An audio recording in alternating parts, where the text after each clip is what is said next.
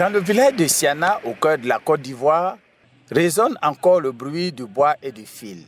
Ici, un homme incarne la mémoire vivante d'un art ancestral, Namori Dosso, le dernier maître tisserand.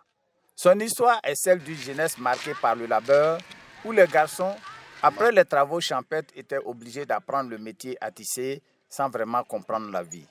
Dans ce quotidien rude, le tissage n'était pas seulement une activité, mais une nécessité pour la survie et l'identité du village. Et c'est Namori lui-même qui se souvient de cette époque. À ce temps-là, c'était obligé. Si tu avais 18 ans, 17 ans, tu commences à tout le village, hein. On va au champ, au retour du champ, bon, tu commences à travailler. Tu apprends tisserand. Aujourd'hui, là, c'est très bon. Mais les enfants, ils refusent à travailler. Je ne comprends même pas. Et il va avoir l'argent sur place. Mais ok, c'est pas ça. Encore, mes enfants, ils n'ont qu'à faire comme moi. Mais hélas. Aujourd'hui, rares sont ceux qui ont accepté de s'asseoir aux côtés du vieux maître pour apprendre. Drissa fait partie de ces exceptions.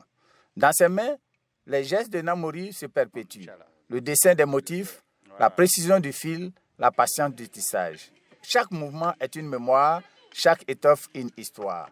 Drissa incarne la relève, une flamme fragile qu'il s'efforce de maintenir allumée. Il raconte son apprentissage auprès du vieux maître. Le vieux m'a formé, le vieux a lancé le message à la jeunesse de Siana.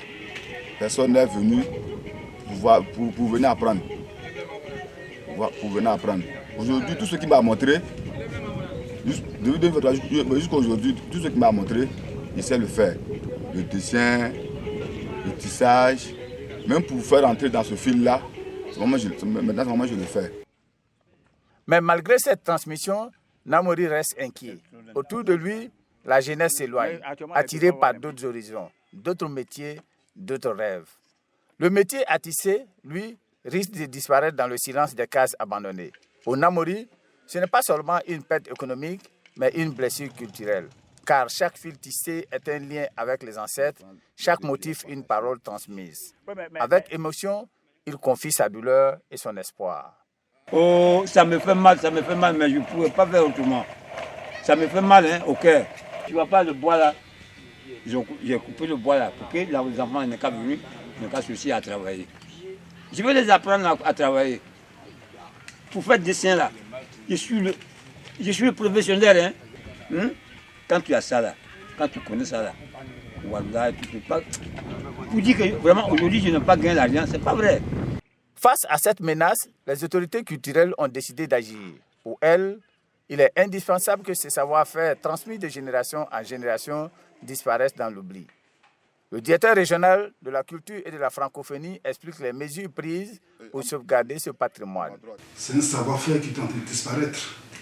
Et nous, en tant qu'autorité de culture, il n'était pas bon de laisser ce bien-là disparaître. Et donc, nous l'avons sauvegardé. Il est maintenant question de le promouvoir. À Siana, le métier à tisser n'est pas qu'un outil.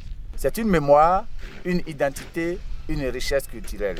Et grâce à Namori, Drissa et ceux qui croient encore en cet art, le dernier chant du métier à tisser pourrait bien devenir une nouvelle mélodie pour l'avenir.